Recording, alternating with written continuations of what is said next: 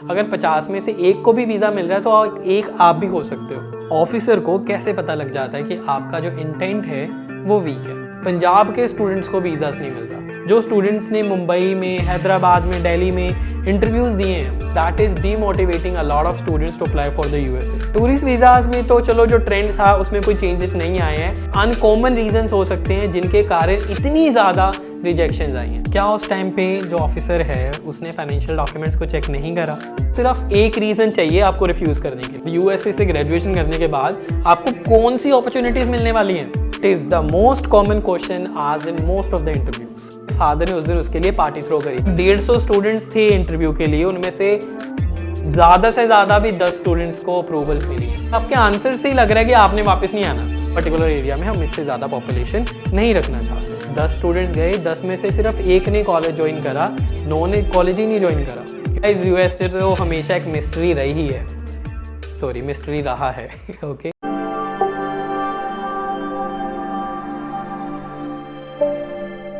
Hi everyone, this is Sagar and today I'm going to talk about the USA once again. But this time the topic we have chosen, that is the mass rejections for the students who have applied for Jan 2025 intake. A lot of students who have applied for Jan 2025 intake have faced huge rejections. Why has it happened? Even I would like to share some of the students' experiences. जो students ने मुंबई में, हैदराबाद में, दिल्ली में interviews दिए हैं, उन्होंने मुझे बताया कि जब वो वहाँ पे इंटरव्यू देने के लिए गए, उनके आगे ऑलमोस्ट 50 स्टूडेंट्स होंगे and all of them got rejected. Barely there was one student और टू हु गॉट अप्रूवल्स। तो अगर 50 में से सिर्फ 2-3 स्टूडेंट्स को अप्रूवल्स मिली तो रिफ्यूज़ल रेट कहाँ पे जा रहा है? और कईयों के दिमाग में तो ये भी चीज़ आ रही है कि पंजाब के स्टूडेंट्स को वीज़ास नहीं मिल रहा। बट ऐसा कुछ नहीं है कि पंजाब के स्टूडेंट्स को वीज़ा नहीं मिल रहा, और अगर ऐसा है तो ऐसा दिमाग में क्यों आ रहा है इसके बारे में मैं ज़रूर बात करूँगा। But I would like to say that कि इस बार ऐसे स्टूडेंट्स को भी रिजेक्शन फेस करनी पड़ी जिनके एकेडमिक्स बहुत स्ट्रॉन्ग थे, जिन्होंने आइल्स में बहुत अच्छा स्कोर हिट करा था, वो भी स्टूडेंट जाके इस बार रिफ्यूज़ल्स लेके आए हैं। This is something really big क्योंकि that is demotivating a lot of students to apply for the USA. I know कि अभी भी आप देख पा रहे होंगे कि कई एजेंट्स, कई इमिग्रेशन ऑफिसेज, कई इमिग्रेशन बिजनेसेस जो हैं वो बता रहे हैं कि हाँ जी हमने वीज़ास आए हैं, बट द रियलिटी इज़ कि इस बार बहुत ज़्यादा रिफ्यूज़ल्स आई हैं। That thing can not be ignored. तो आप देख रहे होंगे कि अगर उन्होंने अपलोड करे हैं ऐसे वीज़ास जिनको वीज़ास मिल चुके हुए हैं स्टूडेंट्स को और आपको भी कह रहे हैं कि अप्लाई करो, yes you should apply. But याद रखो जब आप रिफ्यूज़ल्स के बारे में भी सुन रहे हो तब भी थोड़ा पॉजिटिव रहो चीज़ों को लेके। इट्स नॉट लाइक कि रिफ्यूज़ल दिमाग में आ गई तो यार अब मुझे भी रिफ्यूज़ल मिलेगी। अगर आप ऐसे नेगेटिव एटीट्यूड के साथ जाके वहाँ पे अपना इंटरव्यू दोगे तो definitely you are going to get the rejection. So please इस चीज़ का ध्यान रखो कि आपने वहाँ पे जाना है, थोड़ा पॉजिटिव एटीट्यूड के साथ जाओ। अगर 50 में से एक को भी वीज़ा मिल रहा है तो एक आप भी हो सकते हो। So please do not be very negative if you are going for the interview. और अगर आपका इंटरव्यू नेक्स्ट डेज में होगा, नेक्स्ट अपकमिंग डेज में होगा, तो प्लीज़ थोड़ा सा पॉजिटिव रहो। तो आज मैं बात करने वाला हूँ top reasons, common reasons first of all, जिनके कारण रिफ्यूज़ल्स ज़्यादा आ रही हैं in the USA for F1 visa. So tourist visa में तो अप्रूवल्स आई हैं इस बार, बट जो ट्रेंड डाउन गया इस बार वो F1 वीज़ा का गया है क्योंकि रिजेक्शन बहुत ही ज़्यादा आई हैं। चलो बात करते हैं कुछ टॉप मोस्ट कॉमन रीजंस की जिनके कारण रिजेक्शंस आ सकती थी और आई भी हैं। उसके बाद मैं आपको बताऊंगा कि ऐसे कौन से स्पेशल रीजंस हो सकते हैं और अनकॉमन रीजंस हो सकते हैं जिनके कारण इतनी ज़्यादा रिजेक्शंस आई हैं। बट उससे पहले कुछ कॉमन रीजंस की बात हम कर लेते हैं। So here are the reasons, the most common reasons जिनके कारण आपको रिजेक्शन फेस करनी पड़ती है। The first reason is weak intent. क्या होता है ये वीक इंटेंट, और ये ऑफिसर को कैसे पता लग जाता है कि आपका जो इंटेंट है वो वीक है? तो पहले मैं आपको बता दूं वीक इंटेंट होता क्या है। वीक इंटेंट का मीनिंग ये होता है कि आप जब बाहर जा रहे हो फॉर एग्जाम्पल फॉर स्टडीज़, आपका वापस आने का कोई इरादा नहीं है। जब आपसे इंटरव्यू लिया जाता है XYZ रीजंस के कारण, जब ऑफिसर को ये चीज़ की रियलाइजेशन हो जाती है कि आपने वापस नहीं आना, आपका अपनी कंट्री वापस आने का कोई इरादा नहीं है, तो वहां पे आप वीक इंटेंट शो करते हो to come back to your country, home country, जिसके कारण भी वहां पे चांसेस हैं कि आपको ऑफिसर्स रिजेक्ट कर सकते हैं. This is the one most important reason why you are being rejected. और the second reason is lack of financial proofs. जो आपके फाइनेंशियल प्रूफ अपने साथ कैरी करते हो वो आपकी एजुकेशन को सपोर्ट करने के लिए सफिशिएंट नहीं होते, और कई बार हम कैरी भी नहीं करते हैं. बट यहाँ पे भी एक क्वेश्चन मार्क है.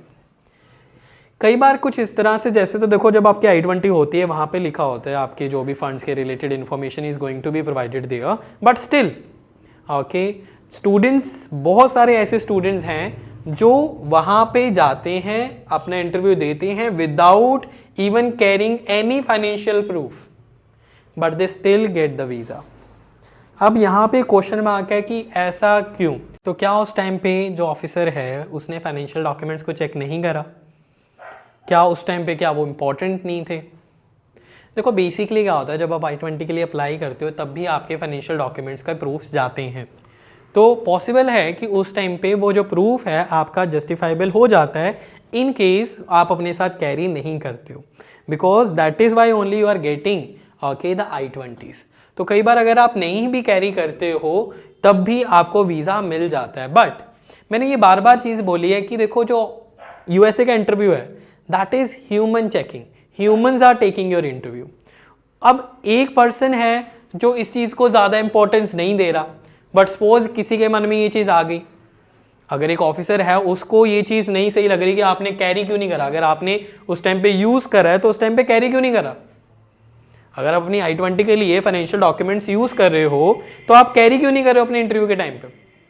ऑल्दो जब भी आप इंटरव्यू के लिए जाते हो they do not ask you for it, okay they mainly take your I-20s and your passport. तो उस टाइम पे DS-160 फॉर्म भी वो रिक्वायर करते हैं उस टाइम पे. तो कई बार आपसे फाइनेंशियल प्रूफ्स नहीं मांगते हैं वो, बट इन केस अगर वो मांग रहे हैं उस टाइम पे आपके पास नहीं है तो आपको तो रिजेक्शन उस टाइम पे फेस करनी पड़ सकती है. नो डाउट कि स्टूडेंट्स वहाँ पे बोल देते हैं कि हाँ I will mail you and all, but जो भी स्टूडेंट ये चीज़ करते हैं they most probably face the rejection, क्योंकि वो आपको कोई भी चांस नहीं देने वाले जिससे उनको लगे कि आप वहाँ से जाके वापस नहीं आने वाले और वहाँ पे जाके आप स्टडी नहीं करने वाले. तो ये फाइनेंशियल प्रूफ्स के कारण रिजेक्शंस आ सकती है. There are reasons why students receive the rejections because of lack of financial proofs also. The next reason here is poor communication skills. इसके ऊपर तो मैंने already वीडियोस बनाई हुई हैं. You must watch the videos if you haven't watched them till now, क्योंकि उसमें मैंने बताया हुआ है कि आपके कम्युनिकेशन स्किल्स कैसे होने चाहिए, आपकी बॉडी लैंग्वेज कैसे होनी चाहिए उस टाइम पे. बट अगर एक स्टूडेंट है, देखो वैसे मैं आपको एक चीज़ बता दूँ, नर्वस होना इज़ कम्प्लीटली फाइन. उन्हें भी पता है कि आप कई बार नर्वस हो जाते हो, बट वो नर्वसनेस आप हैंडल कैसे करते हो उसके बाद में. आप नर्वसनेस में अगर आंसर भी गलत दे रहे हो then they will not give you the approval. Nervous हो एक अलग चीज़ है, बट नर्वसनेस के कारण आप कुछ ऐसी चीज़ें बोल रहे हो जिससे आपका वीज़ा अप्रूवल तो हो ही नहीं सकता. सपोज आपसे उन्होंने कोई क्वेश्चन पूछ लिया और आपने उसका 1 वर्ड में आंसर दे दिया. अब ये नर्वसनेस नहीं है, उसमें शायद आपको आंसर पता ही नहीं है, शायद आपने इतनी रिसर्च करी ही नहीं है. तो प्लीज़ कोशिश करा करो जब भी आप USA या कोई भी कंट्री के लिए अप्लाई करते हो अपनी फ़ाइल को स्टडी ज़रूर करो. नर्वस हो बट नॉलेज तो है ना अपनी फ़ाइल के रिलेटेड, तो वो जब वहाँ पे पूछी जाती है तो उसके अच्छे से आंसर देना इज़ योर रिस्पॉन्सिबिलिटी, चाहे फिर आप वो नर्वस होके कर रहे हो या बिना नर्वसनेस के कारण कर रहे हो. You need to make sure your answers must be very clear. अपनी बॉडी लैंग्वेज को अच्छा रखो वहाँ पे. आप जब भी जाते हो, मैंने तो हर बार ये चीज़ की बात करी है, कभी भी आप किसी ह्यूमन से मिलते हो you carry some vibes with you. और अगर आप उस टाइम पे थोड़ी नेगेटिव वाइब्स अपने साथ लेके जा रहे हो, ऊपर से नर्वस भी हो, ऊपर से आपने आंसर्स भी नहीं अच्छे से करे, how can you expect the approval? Question mark. Ask yourself, if you are the officer, will you give the approval to the student who is making these many mistakes? Never. Next is vague career plans. बहुत commonly ये question पूछा जाता है कि what are your plans after your studies? It means कि आपके career plans क्या हैं. अब स्टूडेंट्स कई बार इतने कंफ्यूज्ड होते हैं, उन्हें यही नहीं पता होता कि उन्हें वापस भी आना है कि नहीं। क्या उन्हें ये बताना चाहिए कि मैंने वापस आ जाना है, कि मैंने वहीं पे रह के आगे कंटिन्यू करनी है स्टडी, और मैंने अपनी कंट्री वापस आना है, फैमिली बिजनेस को सपोर्ट करना है, और कोई पर्टिकुलर कंपनी है जहाँ पे जॉब करनी है। इसकी क्लैरिटी भी जब आपको नहीं होती है ना, तब भी देयर आर चांसेस कि आपको वहाँ पे वो रिफ्यूज़ कर सकते हैं। तो मेक श्योर अपने करियर, देखो इसमें झूठ बोलने वाली कोई बात ही नहीं है। आप यूएसए जा रहे हो, आप स्टडी करने जा रहे हो, तो क्या प्लान्स हैं, क्या करोगे ग्रेजुएशन करने के बाद? यूएसए से ग्रेजुएशन करने के बाद आपको कौन सी अपॉर्चुनिटीज मिलने वाली हैं? That's a very big question mark. आपके पास टाइम होता है, प्लान करो चीज़ों को, फिर आप उसके अकॉर्डिंग जाके आंसर करो। Nobody is telling you to tell the lies there. Fake stories की कोई ज़रूरत ही नहीं है। बट हाँ, अगर आप सोच रहे हो कि यार हमें ना सर क्रैम्ड आंसर बता दो, रट्टे लगा के हम चले जाएंगे। गाइस, इतने स्टूडेंट्स वहाँ पे जाके इंटरव्यू दे रहे हैं, ऑफिसर ये रट्टे वाले आंसर्स को ना बहुत बार सुन चुके हैं। तो प्लीज़ बी यूनिक। अपने खुद के करियर प्लान्स को सर्च करो, रिसर्च करो, डिस्कस करो, फ्रेंड्स के साथ डिस्कस करो। कोई यूएसए में फ्रेंड है उनके साथ डिस्कस करो, इंडिया में आपके कोई कॉन्टैक्ट्स में हैं जिन्होंने काफ़ी कुछ लाइफ में अचीव करा है, उनके साथ डिस्कस करो, अपने टीचर्स के साथ डिस्कस करो। बट आंसर्स को क्रैम मत करो।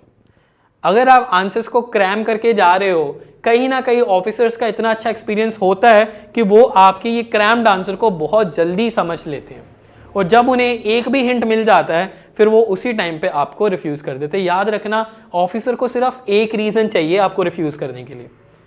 आप इनमें से कोई भी रीज़न दे सकते हो, और इनमें से एक भी रीज़न उन्हें मिल गया जिस टाइम पे, तो आप रिफ्यूज़ हो उस टाइम पे। तो इन चीज़ों का प्लीज़ ध्यान रखा करो कि आपने हर एक चीज़ का ध्यान रखना है। अपने करियर प्लान्स पे प्लीज़ वर्क करके जाया करो। It is the most common question आज in most of the interviews. So make sure आपका करियर प्लान क्या है once you reach there, okay, I mean after your studies. फिर उसके बाद कई बार आपके जो डॉक्यूमेंट्स होते हैं वो भी कंप्लीट नहीं होते। कई बार स्टूडेंट्स अपना DS-160 जो लेके जाते हैं वो भूल जाते हैं कहीं ना कहीं, ओके, जो लेके जाना ज़रूरी है वो भूल जाते हैं DS-160, या कई बार कोई एजुकेशनल डॉक्यूमेंट एक्स्ट्रा उन्होंने मांग लिया। सपोज वहाँ पे तो हम आपको कह दिया कि DS-160 मांगेंगे, आपका पासपोर्ट मांगेंगे और आपके I-20 मांगेंगे, बट इन केस कुछ और भी मांग लिया आपसे। फिर अगर कोई एक्स्ट्रा डॉक्यूमेंट मांग ले तो आप कहोगे मेरे पास नहीं है, मैंने कैरी नहीं करा, तो ये भी आपका एक रीज़न हो सकता है रिजेक्शन का। तो प्लीज़ ध्यान में रखा करो कि आपको अपने सारे डॉक्यूमेंट्स अपने साथ लेके जाने हैं। वहाँ पे जाके आपसे वो कौन से डॉक्यूमेंट्स मांग रहे हैं that is up to them, but you need to make sure you are carrying your all the documents. I even say carry your financial proofs as well. चलो, पर जो स्टूडेंट्स के वीज़ास आ रहे हैं that is well and good, but in case अगर आपसे ये छोटा सा क्वेश्चन पूछ लिया जाए कि can I see your financial proofs, तो उस टाइम पे प्लीज़ आपके पास वहाँ पे शो करने के लिए कुछ होना चाहिए, नहीं तो आपको रिजेक्शन तो मिल ही जाएगी। चलो, अब बात करते हैं कि इस बार जैन 2025 में ऐसी कौन सी गलतियाँ हुई हैं और ऐसी क्या सिचुएशन होगी कि इतनी ज़्यादा रिजेक्शन।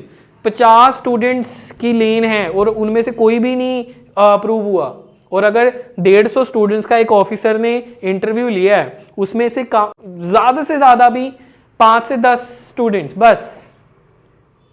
अब 150 में से सिर्फ 5-10 स्टूडेंट्स को अगर वीज़ा मिल रहा है तो सक्सेस रेट आप खुद कैलकुलेट करके मुझे कमेंट्स में ज़रूर बता देना।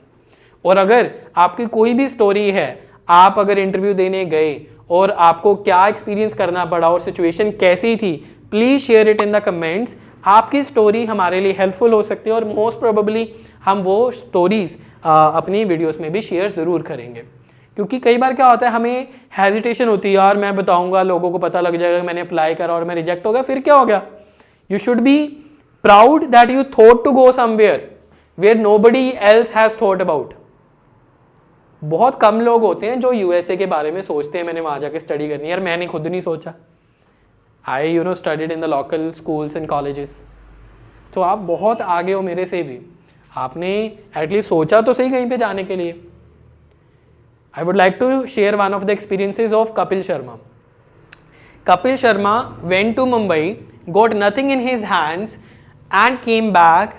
Many people were insulting him कि हाँ माधुरी दीक्षित से मिल लिया, शाहरुख खान से मिल लिया, बट आई नो आपके आसपास ऐसे लोग होते हैं जो आपके गिरने की वेट करते होते हैं, बट आपके आसपास कुछ ऐसे लोग भी होते हैं जो आपकी ट्रायल्स पे भी आपको अप्रिशिएट करते हैं। आपने ज़िंदगी में कुछ ट्राई भी करा होता है ना, उसके ऊपर भी वो अप्रिशिएट करते हैं। तो कपिल शर्मा के फादर ने उस दिन उसके लिए पार्टी थ्रो करी थी, उसके फ्रेंड्स को भी बुलाया जो जो उसके साथ मुंबई गए थे, कहते आ जाओ सारे, पार्टी करी। कपिल शर्मा कंफ्यूज, यार मैं गया वहाँ पे कुछ भी अचीव नहीं करा, ऐसे ही वापस आ गया, और उसके पापा उसे अप्रिशिएट कर रहे हैं। बट काफ़ी लेट हो गया था कपिल शर्मा इस चीज़ को जानने के लिए। शायद उस दिन उन्होंने पूछा नहीं अपने फादर से कि why are you appreciating me, why are you throwing a party, I got nothing in my hands. But after his father passed away, he came to know that, he saw one photo and came to know that his father also wanted to be into the same industry.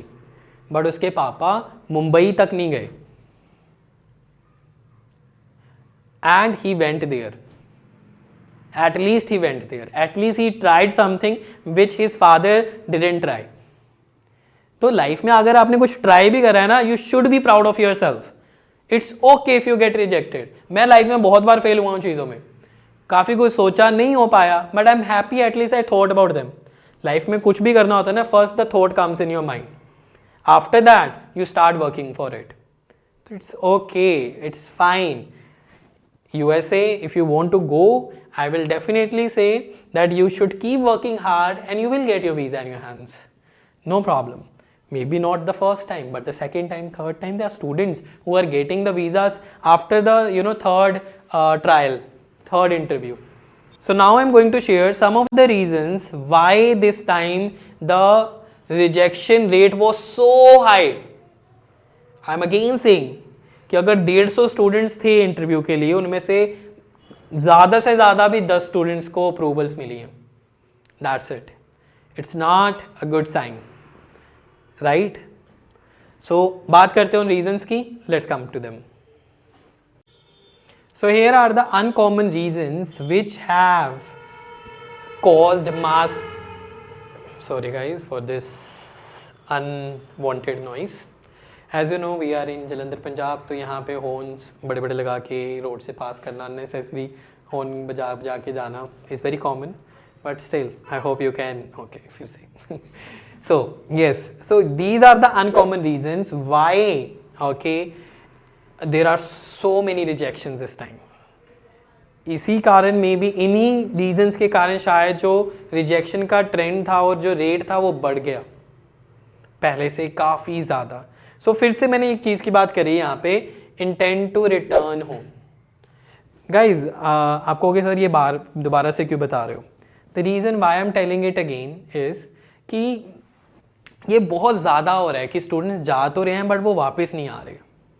तो शायद उन्हें वो चीज़ों के बारे में पता लग गया कि इस पर्टिकुलर एरिया में से जो स्टूडेंट्स हैं वो जाते हैं और वापस ही नहीं आ रहे, इसलिए वो बहुत ज़्यादा स्ट्रिक्ट हो जाते हैं उस केस में जब उन्हें पता लग जाए कि ये स्टूडेंट इस पर्टिकुलर एरिया से आ रहा है और इस पर्टिकुलर एरिया से काफ़ी स्टूडेंट्स ऑलरेडी गए हुए हैं और वो वहाँ जाके वापस नहीं आए. तो ये भी हो सकता है. और दूसरा रीज़न ये हो सकता है कि आपके आंसर से, जो मैंने पहले भी बताया था कि आपके आंसर से ही लग रहा है कि आपने वापस नहीं आना. आपने जब अपना इंटरव्यू दिया, देयर द ऑफिसर फेल्ट कि this person is not going to come back, तो वहाँ पे भी आप रिजेक्शन फेस कर सकते हो, चाहे कोई भी वीज़ा हो, फिर चाहे टूरिस्ट हो चाहे F1 हो. When until you do not show the intent to come back your home, means your home country, they will not give you the approval. तो प्लीज़ इस चीज़ का ध्यान रखा करो. The next reason can be enhanced waiting procedure. Means कि इस बार checking जो हो गई है, जो उन्होंने अपनी सिक्योरिटी है वो बहुत ज़्यादा स्ट्रिक्ट कर दी गई है ताकि उन्हें वही स्टूडेंट्स मिले जो वहाँ जाके पढ़ने वाले हैं और वहाँ से जाके वापस आने वाले हैं. उन्होंने अपने एक्सपीरियंस में या अपनी जो जैसे भी इंटरव्यू के बीच में जो वो रिसर्च करते हैं और चेक करते हैं कि ये स्टूडेंट वापस आएगा कि नहीं आएगा, वहाँ जाके स्टडी करेगा कि नहीं करेगा, तब भी वो आपको रिजेक्ट कर दे, तो मे बी कि उन्होंने जो अपना सिस्टम है वो अपग्रेड कर लिया है, जिसके कारण उनकी सिक्योरिटी का जो प्रोसीजर है वो बहुत ज़्यादा हाई हो चुका हुआ है। जैसे कि मैंने फंड्स की बात करी थी, मे बी उनके टाइज बैंक्स के साथ चले गए हैं, और कहीं ना कहीं जो स्टूडेंट्स अपने फंड्स के डॉक्यूमेंट्स को अच्छे से चेक नहीं करते हैं और फंड्स के लिए खुद जाके अपना अकाउंट ओपन नहीं करवाते हैं, और उनके बिहाफ पे कोई और ही सब कुछ कर रहा है, उन्हें पता भी नहीं है कि आपका फंड्स का डॉक्यूमेंट है कहाँ पे, तो उस केस में शायद आपको पता भी ना चले कि आपको रिफ्यूज़ल क्यों मिली है, क्योंकि उन्होंने अपनी सिक्योरिटी इतनी ज़्यादा इन्हेंस कर ली है कि उन्हें पता लग जाता है कि the student does not have money to support the studies. तो ये भी रीज़न हो सकता है, क्योंकि बहुत बार हो चुका हुआ है स्टूडेंट्स वहाँ जाके स्टडी नहीं करे। और ये हमारा लास्ट वाला रीज़न हो सकता है जिसमें आपके मैं बताऊँगा कि ये कैसे वर्क कर रहा है, and this is one of the most important reasons of mass rejections. But यहाँ पे मैं बात करूँगा कोटास। कई बार उनकी जो सीट्स हैं, जो लिमिट्स हैं, वो शायद उतनी कंप्लीट हो चुकी हैं जितनी उनकी रिक्वायरमेंट है, and they do not want more than that okay number of people in that particular area, in that particular university. they can be the reasons कि वहाँ पे उनकी जो लिमिट है वो एक्सीड कर चुकी हुई है the moment you arrive for your interview। तो वो कुछ भी हो सकता है कि वो अपनी पॉपुलेशन को लेके कि इस पर्टिकुलर एरिया में हम इससे ज़्यादा पॉपुलेशन नहीं रखना चाहते, और इस पर्टिकुलर यूनिवर्सिटी में इससे ज़्यादा सीट्स नहीं है। अब जब तक आप वहाँ पहुँचे ऑलरेडी सफिशिएंट सीट्स जो थी वो फुल, जो जितनी भी नंबर ऑफ सीट्स थी वो फुल हो चुकी हुई है। तो वो रीजंस हो सकते हैं वहाँ पे। हमारा लास्ट जो मोस्ट इम्पॉर्टेंट रीज़न है मास रिजेक्शन का इज़ द फ्रॉड डिटेक्शन। कहीं ना कहीं ये इसके साथ ही लिंक करता है।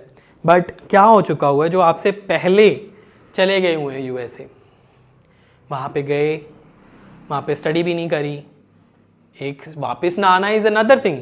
वहाँ पे जाके गए थे स्टडी के लिए, बट वहाँ पे तो स्टडी करी ही नहीं। जब ये चीज़ें छोटे लेवल पे होती ना, शायद वो गवर्नमेंट को पता ना चले, बट जब ये चीज़ें बहुत ज़्यादा लेवल पे होने लग पड़ती हैं, 10 स्टूडेंट्स गए, 10 में से सिर्फ एक ने कॉलेज ज्वाइन करा, 9 ने कॉलेज ही नहीं ज्वाइन करा, यूनिवर्सिटी ही नहीं ज्वाइन करी, स्टडी ही नहीं करी, फ़ी पे ही नहीं करी। आपको पता होना चाहिए कि कंट्री जो भी, जैसे कनाडा हो गया, यूएसए होगा, यूके होगा, ये जो एजुकेशन से जो पैसा आता है, जो टैक्स आता है ना, that adds a lot in the economy. तो जब वो चीज़ फुलफिल नहीं हो रही है और इतने ज़्यादा लेवल पे वो फ्रॉड हो रहा है कि स्टूडेंट वीज़ा लेके जा रहे हैं बट स्टडी तो कर ही नहीं रहे हैं, तो आपको एक्सपेक्ट कर लेना चाहिए कि वहाँ पे वो कंट्री स्ट्रिक्ट हो चुकी हुई है इस टाइम पे। अब जब भी ये चीज़ होगी, क्योंकि अब कुछ यूनिवर्सिटीज़ हैं जो कह रही हैं कि आप यहीं से फ़ी पे करके जाओ, आपको कंडीशन आपके वहाँ पे क्या कहते हो उसे, स्कॉलरशिप पे लिखा होगा कि आपको फ़ी पे करके ही जाना पड़ेगा। हाफ फ़ी पे करो, ओके 6 मंथ्स की पे करके जाओ, वहाँ पे लिखा होगा कि इतनी पर्टिकुलर फीस, अगर टोटल फीस है उसका टोटल का इतना पे करके ही आपको वहाँ पे जाना पड़ेगा, नहीं तो एयरपोर्ट से वापसी हो सकती है। ओके, और जैसे वहाँ पे जाके इलीगल हो जाना और XYZ चीज़ें कर दी, जिसके कारण अब लोग जो पर्टिकुलर एरिया या पंजाब के, जैसे मैंने बात करी थी कि स्टूडेंट्स को लग रहा है कि पंजाब के स्टूडेंट्स को वीज़ा नहीं मिल रहा, और पंजाब में जो लोग अप्लाई करें उन्हें लग रहा है कि पंजाबीज़ को वीज़ा नहीं मिल रहा। ये चीज़ मैं इसलिए कह रहा हूँ कि मुझे बहुत ज़्यादा सुनने में आई थी the students who went for the interview कि पंजाबीज़ को वीज़ा नहीं मिले इस बार। जो स्टूडेंट्स थे कई और साइड्स के, वो वहाँ पे आए थे, उन्हें वीज़ास मिले हैं, बट जो पंजाब के स्टूडेंट्स थे पर्टिकुलरली उन्हें वीज़ास नहीं मिले। ये चीज़ मैंने स्टूडेंट से ही सुनी है जो वहाँ पे इंटरव्यूज़ देने गए थे। तो ये रीज़न हो सकता है कि शायद पंजाब के मैक्सिमम स्टूडेंट्स ने वहाँ जाके स्टडी नहीं करी, उन्होंने अपनी स्टडी ड्रॉप कर दी बीच में, या तो यूनिवर्सिटी में पहुँचे ही नहीं और वहाँ पे जाके इलीगल हो गए। तो जब ये चीज़ें हो जाती हैं तो गाइज फिर हम कैसे एक्सपेक्ट कर सकते हैं कि हमारा वीज़ा सक्सेस रेट हाई हो। और कई कंट्रीज़ हैं जिनमें वीज़ा सक्सेस रेट बहुत हाई है कि मैक्सिमम अगर 150 स्टूडेंट है ना, 150 में से 100 से भी ज़्यादा स्टूडेंट्स को वीज़ा ग्रांट होते हैं। ये होता है कि कंट्री के दूसरी कंट्री के साथ रिलेशंस कैसे हैं, और दूसरा रीज़न ये हो सकता है कि कंट्री के लोगों के साथ रिलेशंस कैसे बन रहे हैं। कहीं ना कहीं चीज़ें सामने आ ही जाती हैं। जिसके कारण इस बार मास रिजेक्शंस स्टूडेंट्स को फेस करनी पड़ी। So I hope you got the answers of your questions after watching this video. अगर कोई स्टूडेंट अप्लाई कर रहा है आफ्टर रिफ्यूज़ल और फर्स्ट टाइम अप्लाई करना चाहता है तो आप हमें कॉन्टेक्ट कर सकते हो। बाकी गाइज यूएसए तो हमेशा एक मिस्ट्री रही है, सॉरी मिस्ट्री रहा है ओके तो वही मिस्ट्री धीरे धीरे ही सॉल्व होगी एंड एक्सपीरियंसेस जो आप शेयर करोगे इन कमेंट्स हम उन्हें स्टडी करेंगे, आपके क्वेश्चंस के आंसर्स भी करेंगे, आपके कोई डाउट्स होंगे उन्हें क्लियर करने की कोशिश भी करेंगे। सो make sure you share your doubts and questions in the comment box, और अगर ये वीडियो अच्छी लगी है तो इसे शेयर कर दो से ज़्यादा अपने फ्रेंड्स के साथ। Thank you so much for watching this video guys.